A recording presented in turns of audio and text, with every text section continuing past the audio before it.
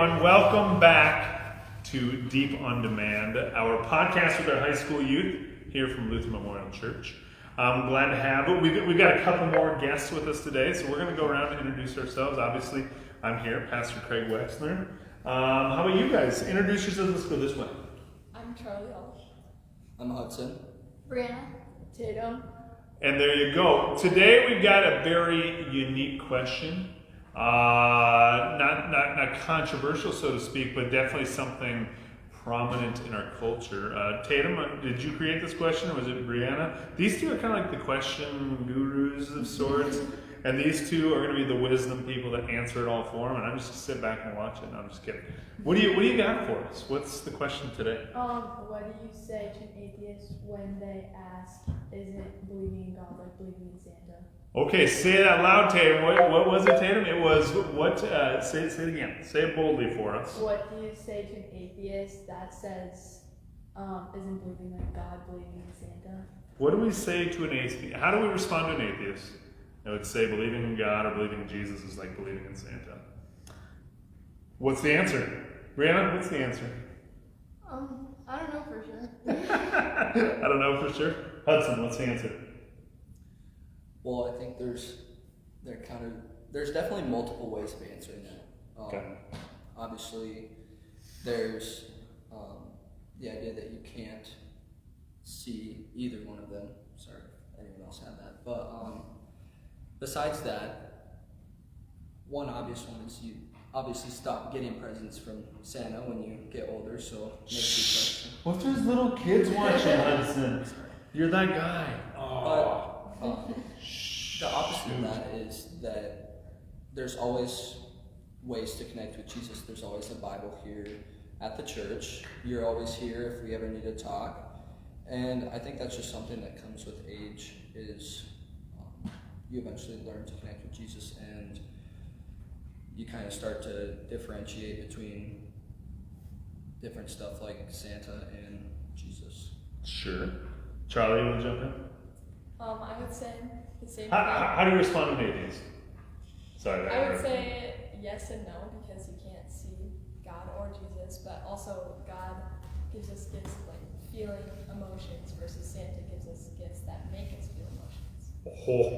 Oh, that was deep. That was deep. Yeah, you know, my initial thought to you guys, from a pastor's perspective, is this. When an atheist refutes God's existence, or it's kind of trivial when they want to compare God to Santa, or the Easter Bunny, or the Tooth Fairy, or any of these pieces that are certainly a part of our childhoods. You know, even as parents, we still talk about those stories as a part of our lives. It's not even comparing apples to apples. It's like apples to oranges, and it's just kind of ridiculous. I'm just being blunt. What I will also say is I don't believe in atheism at all.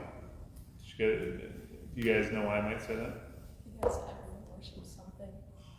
Everyone does. You know, I had a professor in college that once said, "Show me your checkbook, I'll show you your God." What does that mean to you, if I say that to you? Like, some people put money. Some people put money above God. Well, most people idolize money. Yeah. Go worship money. Go broader. It's not even about money. It's what you spend it on. Yeah. Materialistic. What you are passionate about in life, you will dump all of your resources into. And you guys know what I mean by resources: your money, your time, your energy, literally your blood, your sweat, and your tears. Sometimes, right? What you are passionate about, or what you believe to be important. Something profound in your life, you will dump everything into. So my professor, when they say, "Show me your checkbook, I'll show you your God," there's some truth to it. She even gave us this example one time. She said she never realized just how much she was worshiping Domino's Pizza for a period of her college life because she realized she couldn't even put $2 in the offering plate on Sunday, or she was saying that she couldn't afford $2 in her offering plate. But then when all of a sudden she and her boyfriend, who later became her husband, when they looked at how much money they spent on different things, she said, and this is back in the day, she said, "I spent over $80 a month on pizza, but I wasn't even putting $2 in the offering." and played at the church, right? She shared that as a story with us because it helped her realize, oh my gosh, what am I valuing and putting above this thing called God, which is kind of a stretch, but do you guys believe in atheism? Is atheism a big part of your classmates in the school? Do you guys know people that claim to be atheists? I guess. You guess? Okay. Yeah, you don't have to name them, but it is. I guess they just say like, oh, I don't go to church or I don't believe in God, but like, they don't believe in like any of the religion stuff. Okay. Have you ever asked them why it is that they don't have any time or energy or think about religion or God, or have you had conversations with your classmates as to why that might be? I don't think our peers really openly say it. Okay. I Do think- they? Oh, Go ahead. I said I think like you either have to like grow up going to church, or like you don't have to, but I think the main things why people go to church is you either grow up doing that, or something really big happens and you're like, okay, well this works for other people, so it might help me. Sure. Like a story or a moment or an event in their life? Mm-hmm. Yeah. You know, as I've been a pastor for 12 years now, and I'm 38. And when I was in college, I had a number of friends that would say they were atheists. And I said to them back then, I don't believe in that. Of course, we already talked about that a little bit. But one thing that really kind of united many of them was there was an event or an experience in their life that was either deeply painful, like a loss of a loved one, or a tragedy. One of my dear friends lost a sister in a tragic car accident. And of course, he told me, he said, I spent time begging and pleading with God, why would you allow this to happen? Why would this happen to my family, happen in my life? And he said, I never ever had an answer. I never got an answer. And I think that's been kind of a unifying experience that I've seen when I've walked with people that say God doesn't exist. It's certainly not the case for all, but a lot of them, their responses, they feel that God just isn't there, isn't present, because there's no answer, or there's no rhyme or reason why, if God existed, why so many bad things would happen to good people, right? What other thoughts do you guys have on atheism? Or Tatum, I think you said something about either not growing up in the church. I think we got to be a little careful there, because just because someone may not have grown up in the church or been exposed, it certainly doesn't equate to atheism. Do we know what the definition of atheism is? Maybe we didn't even start there, did we? You guys know what it means? I think like a simplified version would be not believing in, especially God with Christianity, but just any religion or higher power. I think Atheism literally means, so theo is what? Theo is Greek for God, theos, right? Theism is a god or godliness. A in Greek or in Latin always means the opposite of. So atheist means without God or no God.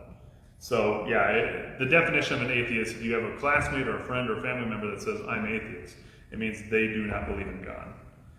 There's another variant of it. Have you ever heard of agnosticism? Have you guys? Agnosticism means that they don't necessarily say there is no God, but they genuinely are skeptical. They're genuinely curious. They really can't make sense of it. They may believe, but there's genuinely a negative connotation to it, so to speak. Does that make sense? Yeah. Putting in terms that we can understand. I definitely believe in agnosticism. I think there are a lot of people out there. In fact, I think our culture right now, we have a ton of people that are hungry for knowledge, right? Hungry for knowledge, hungry for wisdom, hungry for embracing that there's got to be something that has some sort of control or power over everything that's going on, right? Those that might be hungering for that but do not have a personal relationship with Jesus, with God, or any of the other religions, like you were saying, would allow them to be in that camp of agnosticism. They're not saying God doesn't exist, but they just don't know how to identify or represent who or what God is in their life, right? But that's not, going back to your question, that wasn't speaking to agnosticism. That was how do you respond to an atheist who might say Jesus or God is no different than Santa? Well, smile, be really kind, and I would encourage you to say, I don't really believe in atheism. Because I do believe that we all are worshiping something, right? I think unfortunately a lot of us are worshiping stuff, man-made stuff around us. Let's be honest. I think we're all guilty of idolatry, worshiping false idols or worshiping stuff. Let's be honest, let's be bold, let's be vulnerable. Are you guys willing to admit something that you probably dabble with worshiping a little too much of in your time? Ladies, you're always in the church, and you're always honest with me. What's something that you wrestle with that maybe you probably shouldn't worship so much? Say it loud, Tatum. Take ownership. What? Being on our phones a lot. Worshiping the almighty cell phone, right? How about you, Breanna? Is there something that you probably need to change up a little bit? I'm saying with Tatum, like social media and that stuff. Social media. Okay. How about you guys? Sure. I would say probably like schoolwork and teachers. Worshiping the teacher, huh? Not like that. No, not bowing down to the teacher. Good. But you find yourself absolutely fixated and focused on schoolwork. Yeah. How about you, Hudson? Probably just the gym or just like working out. I think I've transitioned into just looking forward to that all day instead of focusing on school. You're such a dude. Such a dude. Other than that, I agree with school. School's, I wouldn't say stressful, but it's definitely a really important part of each day. One thing I do appreciate about each of you guys, you guys actually are quite active in this space in our church. And I deeply appreciate you guys being as involved as you are. And I can walk with you guys and empathize a lot. When I was your guys' age, I was the type, I didn't really want to go to church, honestly. When I was confirmed, I told my mom and dad, I said, hey, I made the decision on my own faith. Yes, I believe in God, but I don't believe I need to go to church to worship God and experience God. And my mom and dad didn't really like that. And my mom would wake me up. She'd open up the blinds, flip on the lights. She'd grab me by my earring. She'd say, you're at least going to youth group. Get out of bed, you're at least going to youth group. And you know what, though? I'm actually grateful for that. I'm grateful that my mom still was adamant that I was going to be in this space. Because I very quickly realized that God absolutely does exist. And God does show up. For me, God showed up in my friends that I met in the youth group. God showed up through my pastor and my youth director back in the day. Pastor Steve was his name, and Pete Carlson was my youth director, one of the best mentors of my life. And the way God showed up was kindness and grace. You guys know some of my personal story that I've shared with you guys on some losses in our family. And I too was one of those wrestling teenagers. I really struggled. Does God exist? I mean, why would I lose my cousin, my grandfather, friends, all back to back to back? If God exists, then God must love. And if God loves, then God must not cause tragedy or allow tragedy to happen, right? That was kind of my thought process. But God did show up. God did show love. God did show grace and forgiveness, and it was through others, right? Do you have any message that you'd like to share with our listeners out there today? I mean, obviously you guys are here.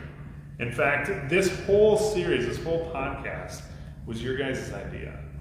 So obviously God is doing something with your lives.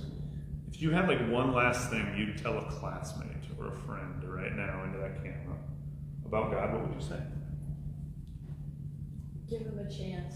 Yeah, give him a chance. That's awesome, Tatum. Breanna, what would you say?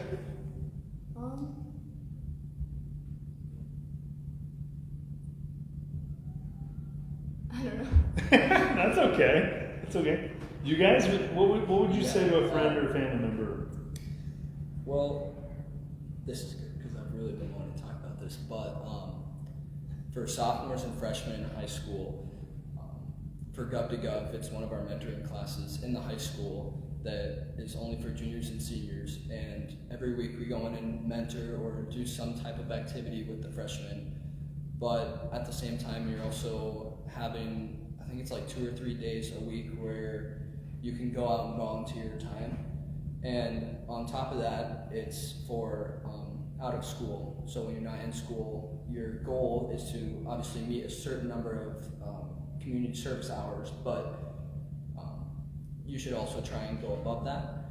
And so when I first started my junior year, which is still this year, I guess, I started talking to Deacon Chris and Julia about Wednesday school, and then she ended up getting me started on teaching Wednesday school every other week. And at first I was a little skeptical because I didn't know how my mom is a first grade teacher, so I've heard stories about how kids can be, especially younger. And I have a 3rd grade class and I teach every other week, and I was skeptical at the beginning, and now it's everything I hoped it would be. I look forward to it every week, and it's probably one of my highlights on Wednesday, is to come in at 5, 5:45, and just start planning, especially music. Music is just joy. And I would definitely encourage people to join 𝗗𝗲𝗽. As a freshman, I know I definitely did not want 𝗗𝗲𝗽 in there. I kind of just wanted to do my own thing during homeroom. But now, as a junior in 𝗗𝗲𝗽, it's so much more than it seems. Like, I also go up to Buchanan where my mom works and help out in 1st grade classrooms, and I don't think I would ever get that opportunity if I didn't join 𝗗𝗲𝗽. And I think through that, volunteering here for Wednesday school definitely helped motivate me to be more active with the church. Well, did it help you start to see where God's working in your life? Yeah, I would definitely. And definitely through the lives of little kids. Yeah. They show up and ask you the really hard questions like you guys ask me for podcasts. Yeah. Charlie, how about you? I would say God wants a relationship with you, and He's there even if you're not. Yeah, amen to that. I think the last thing I would say is that God is not a fairy tale. God, even though we can't see God, even though we can't necessarily reach out and shake God's hand or have a verbal conversation expecting an instant verbal response, I can't tell you how many countless times in my life, God shows up. He shows up to others. He shows up through different encounters, and I would just encourage anyone out there that's wrestling to continue wrestling. In fact, the best stories in the Bible are people that have doubts. Almost every major character in the Bible that God uses to absolutely change the world started their entire story with doubts. Doubting God, doubting what they were capable of doing, but yet they somehow stuck with it, and God used them, molded them, shaped them, used tragedy, used joy, and amazing things happen in the world. So you guys, I want to thank you for being here, being courageous, and you guys come with another question here really soon. Sound good? Yep. Sound good. Blessings, peace. Take care, everyone. See you next time.